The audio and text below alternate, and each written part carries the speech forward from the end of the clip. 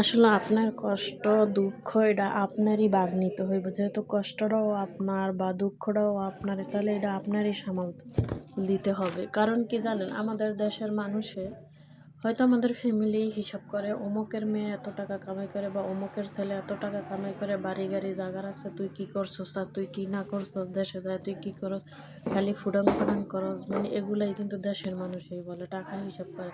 অথচ রোজগার করি আমরা, টাকা হিসাব করে আমাদের দেশের মানুষ। তা আমাদের দেখেন কত সবজি টবজি নিয়ে আসে, তা আমি এখন সমস্যা বানাবো, আমার শরীরটাও তেমন ভালো না, অসুস্থ, তারপরে কোনো ছাড় নাই, কাজ তো কাজই করতে হবে। কয়দিন ধরে রাত 2টা 3টা 4টা পর্যন্ত ঘুমাই, কারণ কাজ করতে রমজান মাস এসে পড়ছে। কারণ এই জন্য সমোসা বানাইতে হয়, কত কিছু বানাইতে হয়, তার কোনো হিসাব নেই। উদ্যমীদের খাবারের কোনো অভাব নেই। যদি আমার ভিডিও আপনাদের ভালো লাগে তাহলে অবশ্যই লাইক কমেন্ট সাবস্ক্রাইব করতে বলবেন না, আমার পাশেই থাকবেন। তো এই যে দেখেন বাজারগুলো আনছে, যে কত সুন্দর লাগে তাই না? কিন্তু ফলগুলো আমি তেমন একটা ফল পছন্দ করি না। তো ওকে, আজকের মতো এই পর্যন্ত বিদায়, সবাই ভালো থাকবেন।